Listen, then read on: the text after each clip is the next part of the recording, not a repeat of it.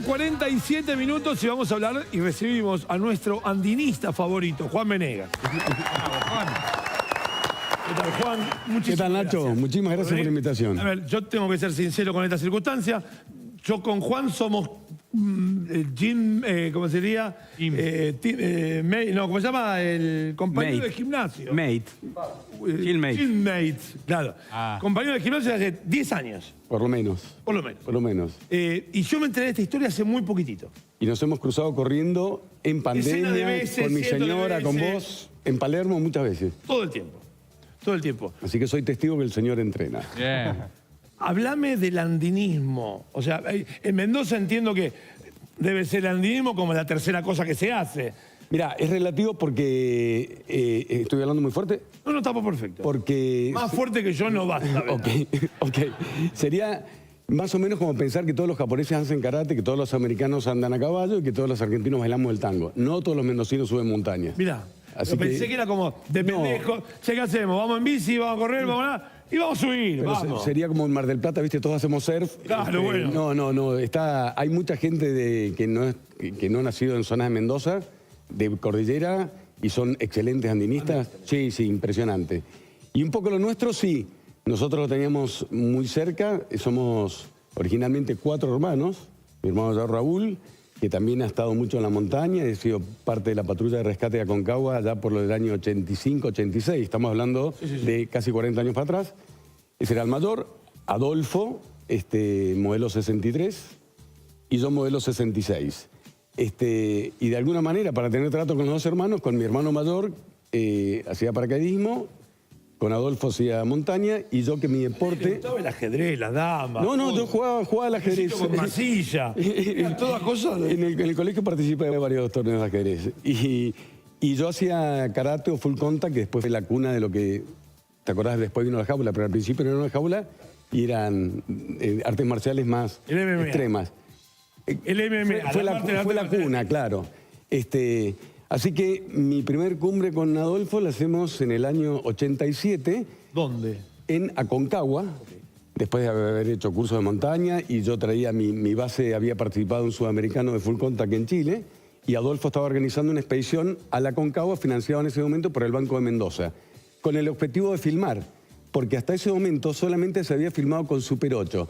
Y había ingresado, los señores que están detrás de cámara lo deben saber, las primeras Ikegami que iban acompañadas a una casetera que pesaban más o menos 14 kilos el equipo de video, y se llevaba un cassette de VHS. Claro. Entonces, el tema era llevar los 14 kilos a la cumbre para poder filmar.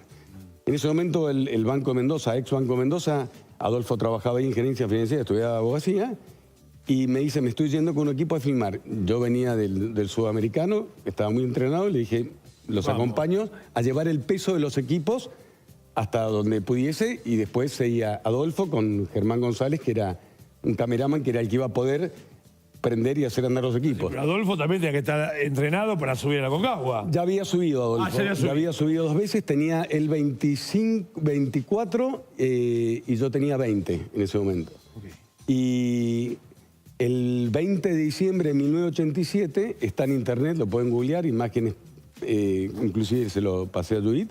Hacemos la primera filmación de la cumbre de la Concagua en video profesional, que ya no era Super 8, con paneo 360 grados todo, que era muy novedoso para la época porque no se había hecho. De hecho, los diarios Los Andes de Mendoza lo hacen. 2 años más tarde, con Adolfo dijimos, bueno, vamos a hacer el Aconcagua en invierno, que tenía algún intento, y en el año 88, con equipos muy precarios, con apoyo del comando del regimiento de Puente del Inca, nos prestan bolsas de dormir de la época, que no eran de Duvet como son ahora, un equipo muy precario, y ahí hicimos cumbre en agosto del 88. Entonces, Cumbre a Aconcagua en invierno. Cumbre, Entiendo, no debe ser primera una dificultad filmación mayor que Aconcagua en verano. No tiene nada que ver. Okay. Es absolutamente nada que ver.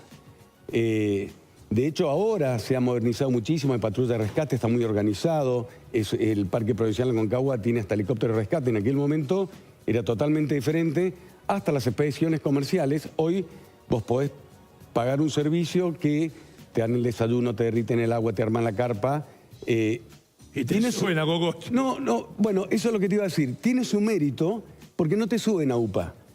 Y si llega a haber algún problema grave, como los hay cada tanto, el riesgo sigue estando. Pero no tiene nada que ver con respecto a ir, llevarse la comida, llevarse la benzina para derretir la nieve, para subir. La cuestión que hicimos, 87 filmamos, 88 hacemos Aconcagua en invierno, y hasta ese momento, recuerden, históricamente, ninguna expedición latinoamericana había llegado a una cumbre del Himalaya. El Himalaya no es una montaña, es una cordillera como los Andes, donde está el Everest, el K2 y las 14 montañas de más de 8.000 metros. Entonces, yo me vine a Buenos Aires a tratar de gestionar los permisos, a tratar de que a través de la Secretaría de Deportes te consiguieran los permisos para ir o por Nepal o por China. Recordar que el Everest está en la frontera Nepal-China. En ese momento me entrevisto con la gente de Secretaría de Deportes, me acuerdo, imagínate Nacho, 20 años golpeando puertas, hola, quiero subir a Aconcagua en invierno. Y en aquel momento estaban, recordarás, Galmarini, secretario de Deporte, Cavallo, canciller, y logramos de alguna manera que inicien las relaciones ante Cancillería China para ver si podían colar a 2 mendocinos para esta historia. Ahí a Nepal. Expediciones muy costosas que la idea era tratar de hacerlo para fomentar el deporte, etc. La cuestión que obtengo esa recepción, voy a correr un triatlón al sur, que fue, ¿te acordás del conductor Pancho Ibáñez? Sí, claro. Fue Pancho Ibáñez a conducirlo al Chaltén, que era el pueblo más nuevo de la Argentina, que se había inaugurado en 1985, y ahí tengo la suerte de ganar. Era una serie de correr, bicicleta, kayak y una escalada en roca en una parte de ahí en el Chaltén, que fue un evento muy entretenido. Y me quedo en Buenos Aires, eso fue en 89. Enero de 90 tengo las reuniones con Cancillería que nos designan a Adolfo y a mí, integrantes de la próxima expedición al Everest. En marzo del 90 yo sigo en Buenos Aires y Adolfo se va con un amigo americano, Eric Bender, a subir la pared sur de la Aconcagua, que es muy difícil y además tiene muchas avalanchas, que es el peligro más grande que tiene. Eso salió alrededor del 13 de marzo y yo, por otro lado, en paralelo había entrado a trabajar en una empresa japonesa de pesca y convenía que yo estuviera en Buenos Aires porque Dios atiende en Buenos Aires y todos los sponsors y cosas se tenían que mover de acá. La cuestión que al tercero, cuarto, quinto día que no tengo noticias de Adolfo, me imagino que algo había pasado, hablo con los japoneses, me voy a Mendoza. Y ahí empiezo una búsqueda que duró aproximadamente 2 meses, hice varias cumbres por distintos lados. En aquel momento no había un oficial patrulla de rescate como hay ahora. Al pasar de los días tuve la colaboración de algunos otros sandinistas, pero lamentablemente lo único que encontré en la campo base, en la pared sur, que se llama Plaza Francia, encontré una mano de un andinista que había desaparecido en el año 74. Después subimos porque cuando te cae una avalancha de la pared sur, la onda expansiva que genera el hielo, para que se den una idea, se los voy a graficar. Ustedes vieron imágenes del Perito Moreno cuando rompe. Sí. Son 70 metros. Cuando rompe un glaciar en la pared sur, tiene de alto 200 metros y cae unos 1000 metros en caída libre. O sea que es una explosión. Entonces es muy difícil encontrar un cuerpo entero cuando ha sido arrastrado por una avalancha. Obviamente, en algún momento tuve que desistir de la búsqueda. Hicimos a caballo con arrieros para el lado de San Juan por las dudas que hubiese salido por otra ruta y hubiese llegado a otro lado como había antecedentes. Pero al encontrar esa mano más o menos me di cuenta de qué es lo que estaba buscando y qué es lo que iba a encontrar, obviamente. Además, no es que, cuando Nacho hiciste la introducción, que llevo 35 años yendo todos los años, no es que estoy buscando y que no lo puedo asimilar. Obviamente el tiempo es sanísimo, se lo digo a todos los televidentes y acomoda las cosas. De hecho, ya les voy a explicar cómo. Pero nosotros siempre llevamos un sobre de plástico cuando, si en el caso que nos pasaba algo por separado, teníamos tiempo, escribíamos una nota y contábamos, che, pasó tal cosa. Yo estoy buscando esa nota en realidad, no... Claro. Y si la escribió era para que la encontrara, así que... Y además, es muy simple, Nacho, ayer te escuchaba hablando de la amistad y por qué no se da esto, lo otro, es nobleza. Él lo hubiese hecho, entonces no tengo mucho que analizar.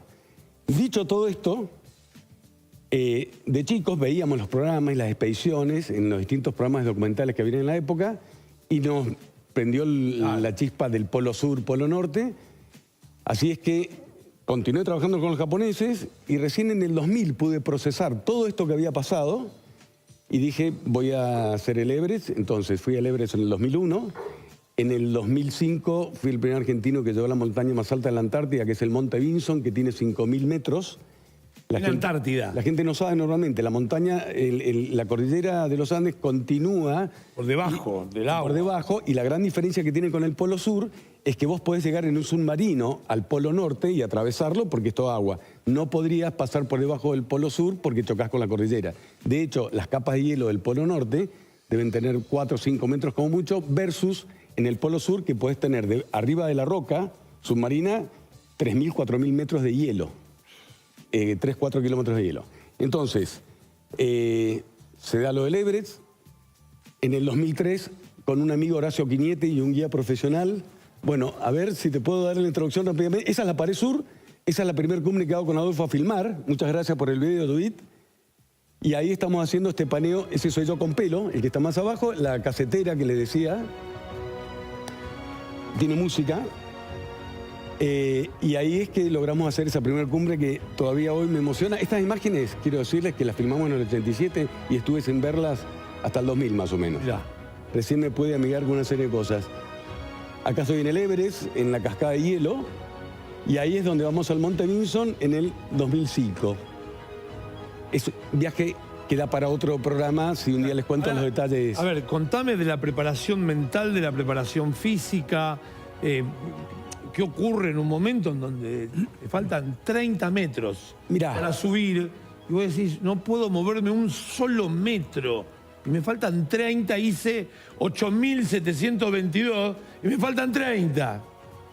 Mirá, teóricamente debería ser un profesional acostumbrado a responder dos tipos de preguntas, pero cuando yo empiezo a relatar esto me meto en situación. La pregunta me está haciendo es fundamental porque de hecho me pasó en el Everest, estaba a 1 hora de la cumbre con un austríaco, nos agarra una tormenta tremenda en el 2001 y yo le digo, Peter, si seguimos vamos a hacer cumbre, pero el regreso no es seguro. Y para mí, después de todo lo que les he relatado, entiendan que yo veo esto que no tiene que ser más peligroso que un partido de pádel. Si lo transformás en algo más peligroso, estás haciendo algo mal porque es un deporte. Claro. Y si sos un estúpido y subís el Everest, vas a ser un estúpido y subís el Everest. No te cambia nada por adentro. Yo soy un poco totalmente diferente cuando hablo en mis charlas de estas cosas, porque no es que digo, esto es una hazaña, Nacho. Yo, que me he caído en el hielo en el Polo Norte, porque en el 2013 fui el primer argentino que con 7 rusos del ejército llegué a la latitud 90, 00, que es el Polo Norte geográfico. ¿Qué hay?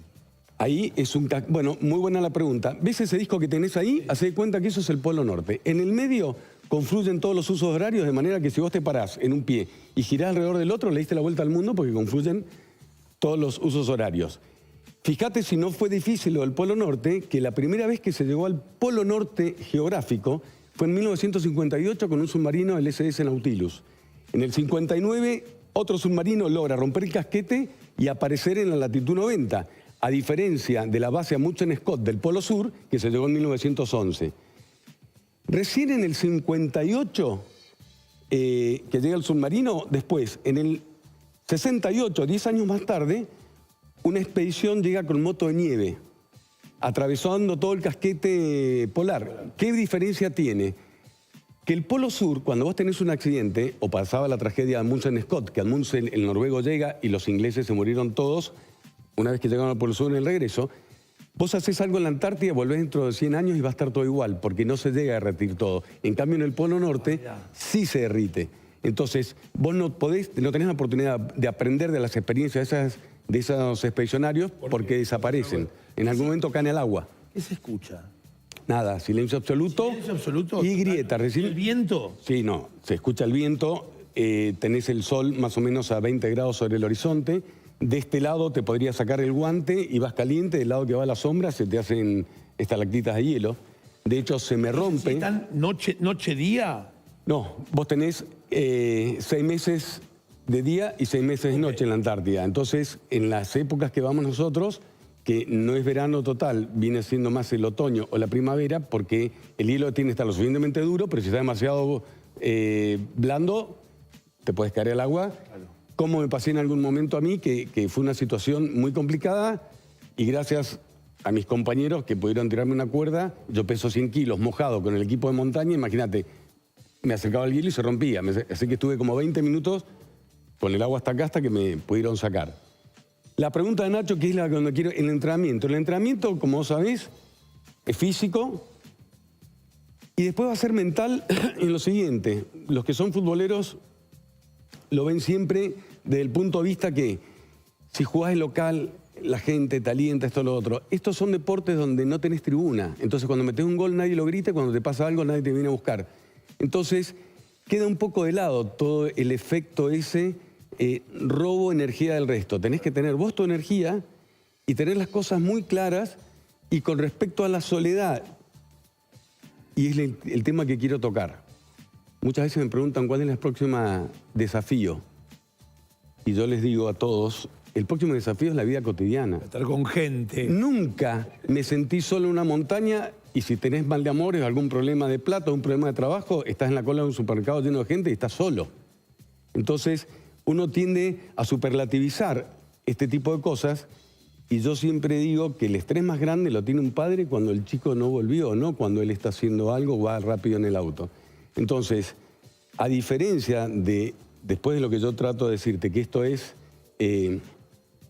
un desafío o algo difícil, en realidad es más difícil, y lo pueden saber todos ustedes cotidianamente, no gritarle a la gente que vive con uno cuando tuvo un mal día que subir a la Concagua. Pero como nos resulta muy difícil, le gritamos a la gente que queremos y ponemos expediciones fuera de lo rutinario. Entonces, para mí, un bravo es el que cotidianamente trata a la gente con cariño, con respeto, hace lo que tiene que hacer, no invade el territorio de otro, ni emocional, ni sentimental, ni de los derechos, y si puede dar una mano, la da.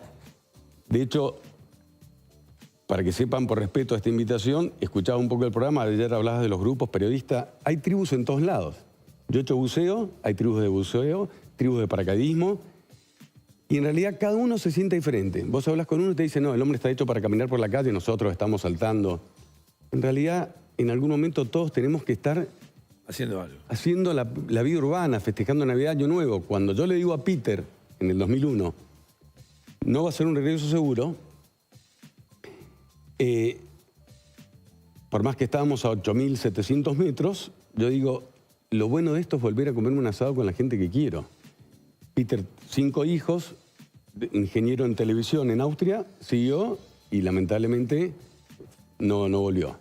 En un momento la mujer tiene una carta in memoriam que pone una frase que para mí fue muy intensa porque dice, ¿cómo me hubiese gustado que lo hubiese escuchado a Juan y pegar a la vuelta?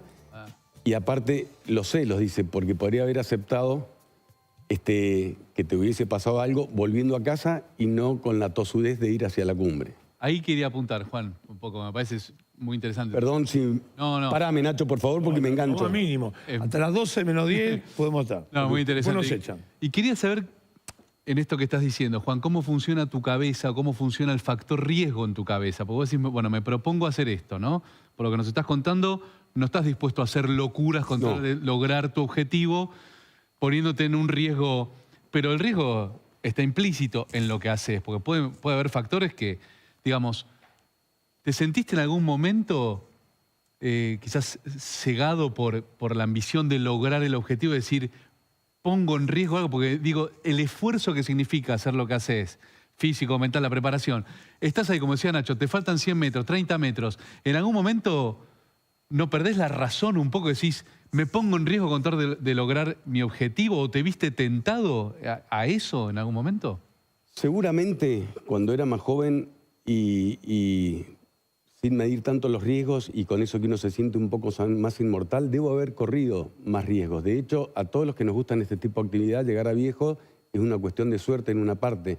De un adolescente común, salen tus hijos a la madrugada, se suben con uno que maneja muy rápido, tomó, y seguramente cuando tenga 40 con hijos no lo haría y le diría al hijo que se cuide. Entonces, claro, poneme en contexto, empecé con la primera cumbre a los 20, hoy tengo 59, sigo yendo, pero trato, en la medida de lo posible, de tener muy claro lo que te estoy diciendo. A ver, después de todo lo que te dije, apostame dónde te gustaría, por ejemplo, si un día me muero y las cenizas. ¿Alguien podría decir, con lo que ha hecho este tipo, dónde vamos? ¿Al Polo? ¿A la Concagua? No, en tu Palermo, casa. es donde más feliz he sido. Claro. Hago un reduccionismo a lo simple y al mismo tiempo entiendo tu pregunta, pero a ver si me entienden. Es muy común entre la gente de nuestra edad, ustedes son más jóvenes, hablar de generación de cristal, ¿cierto? De que cualquier cosa es un problema. Mi análisis es que no hablo de generación de cristal. Hay gente de cristal ahora. Yo me encuentro con cincuentones de cristal, con ochentosos de cristal, que a su vez se criaron como nosotros, pero es tal el aburguesamiento que te pegan todas las comodidades que es muy fácil transformarse. Yo me acuerdo de estar con gente, vos ibas a ver un abuelo hace 50 años, el tipo tenía un perro así y estaba tratando de que no corrieran los ratones, pelearse con esto, si tenía un turno médico era lejos. Hoy, enganchás a un tipo de la nuestra, Nacho, no, tardaron 20 minutos en atenderme en el consultorio. Hacemos un drama Es otro parámetro. de todo. Entonces vos me decís, ¿cómo haces? Tengo el don, porque no te lo puedo explicar cómo lo hago. Pero ¿qué me produce a mí? No tengo una frustración temprana ante la adversidad, porque creo que el único problema que yo puedo tener es si alguien que quiero, que amo, está enfermo. Si no hay enfermedad de por medio, te cabeceo lo que quieras. Esa es la actitud. Ahora, podés hacer 20 años de terapia y no lo entendés. Tampoco he conocido, cuando hablo de las charlas, Nacho, lo mío es más autorreferencial, porque nunca conocí un tipo, y esto va en contra de los intereses, que tenga una conducta proactiva que necesite una motivacional. Uno lo que puede hacer es tratar de sembrar en X cantidad de gente la chispa de no te justifiques porque no tenés los medios adecuados, porque siempre va a haber algo para hacer. Me pasó un día, estaba dando una charla, eran como 450, no voy a decir el banco, pero era un banco, y que todos miraban con cara de posiblemente, en vez de pagarle a este, pagarme más a mí, vas a ver cómo trabajo mejor. Y yo decía, a ver, señores, ¿ustedes creen que están gordos, panzones y pelados y no duermen cucharita culpa del sueldo del banco? Están equivocados. El banco es responsable, o el laburo, de lo que uno cobre, lo que se puede comprar o no y la calidad de vida en comodidad. Pero las elecciones emocionales son las que hacemos después de las 6 de la tarde hasta las 9 de la mañana. Entonces, a eso apunto. No le podés solucionar la vida a toda la gente ni tener una frase matadora, decir con esto se acaba todo. Porque no lo va a lograr nadie. Lo único que se puede hacer, Nacho, es la actitud. Juan, te escuchaba que cuando marcabas que no estás dispuesto a cualquier cosa por llegar, porque asumís el riesgo y todo eso. Ahora, y en un punto entonces te pregunto, ¿cuál es el motor de seguir intentándolo? ¿Es eso justamente, intentarlo, prepararte para, por más que después no se cumpla? No me resulta... Primero que no tengo un problema con la frustración, porque alguien alguna vez me decía, ¿cómo la manejás? Nunca me sentí frustrado, ni cuando no llegué a la cumbre del Everest, porque siento que si vos haces todo lo posible, no existe la frustración. Claro. Existe la frustración cuando decís, tuve tiempo para entrenar más. Frustración, no fui a visitar a un amigo que estaba enfermo, tendría que haber ido. Dale, flaco, si sabés que está enfermo y te gusta, anda a visitarlo. Entonces, esa sensación de no llegar a algo, no me imagino lo que es, porque nunca la sentí. Cuando no llegué es porque realmente no pude. Claro. Hice todo lo posible, en todos los órdenes de la vida, ¿eh? Entonces, ¿por qué sigo haciéndolo? Me sale respuesta del gran Reinhold Messner, que fue el primero que subió las 14 montañas del Himalaya. Hoy es un hombre de 80 años, pero es como si fuera el Federer de la montaña, y tuve oportunidad de conocerlo en el Taltén. ¿Por qué subís montañas? Pues están ahí. ¿Por qué hace esto? Pues está ahí. Lo que yo te puedo justificar es argumentarte los afectos, porque estoy con determinado tipo de gente, porque mi mejor Everest es la relación que tengo con mi señora hace 22 años, que es espectacular. Vas a vender humo, acá hacerte el romántico, Juan. No se trata de romance. Por favor. Amigo, Haces es acá, supervivencia. Museo, peleo con tiburones. Y después arriba con la mujer. Pero mi esposa. No. No te vengas a hacer acá el No, realmente. macho alfa, Juan, Realmente. Antes de la pregunta, Adelante, señor. dos aclaraciones. Una, no lo tomes como crítica, y otra, voy a usar la palabra andinista, aunque sos mucho más que un andinista, puedes estar en el Himalaya, los polos, etcétera, etcétera. No sé si la palabra es escalador o cómo reemplazar lo de andinista. Pero se necesita tener mucho ego, ¿no es cierto? Porque justamente lo que vos estás describiendo, tus mejores momentos de tu vida son con tu familia, con tu esposa. Sin embargo, hay algo que te supera, hay algo que te llama. Y ese algo es lo que te hace pensar en vos. Vos sabés que vas a una misión y no sabés si volvés y dejás mucho atrás. ¿Se puede ser un escalador, un andinista o como lo denomines, si tu cabeza no te lleva a eso? Probablemente tengas toda la razón, haya algo de ego, y yo sí me considero uno de los tipos más egoístas que he conocido. Virtuosamente. La palabra egoísmo tiene mala prensa, pero si egoísmo es hacer lo que a vos te hace sentir bien, en este mundo hay que tratar de juntarse con gente que tenga egoísmo virtuoso. Es decir, si vos mañana te quedás cuidando a tu hijo porque está enfermo, ante la gilada dirían, ah, qué buen padre. Yo diría, no, lo hace por él. Vos te sentirías mal si no estás cuidando a tu hijo. Entonces, todo lo que he hecho en mi vida ha sido por mí, hasta cuando he participado en un rescate. No lo hacía por el otro, lo hacía por mí. Yo me siento mal si no lo hago. Estoy hablando para caricaturizar en el caso de algo positivo para alguien. Y en todos los órdenes, finalmente, todos lo hacemos por nosotros. Lo que pasa que es como duro decir las cosas las hago por mí. ¿Te acuerdas cuando nos retaban, éramos chicos, Nacho? Ah, mira, lo que hago por vos. No, lo haces por vos.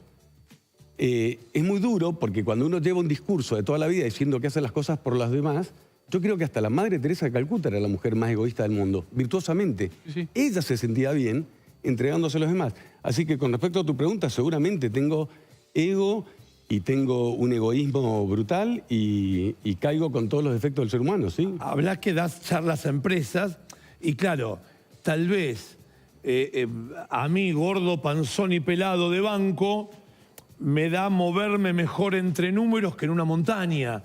¿Cómo hago para trasladar? Porque digo, tal vez, déjame ser autorreferencial a mí. Yo cuando salgo a correr muchas veces la paso bien. Más allá de que esté entrenando algo puntual, yo la paso bien. Ahora, en otros órdenes, yo no logro todo el esquema que utilizo para sentirme bien en el entrenamiento, no lo logro poner en la cuestión de, sí, qué sé yo, me peleo con mi pibe y después digo, qué boludo. Ah, qué difícil. O tuve una mala contestación, o tuve un mal decir. Y vos decís, sí, me hubiera gustado hacerlo como cuando entreno la brazada, cuando corro. Tenés toda la oportunidad de ser un expedicionario de la vida cotidiana. Viste que la gente dice, me gustan los desafíos.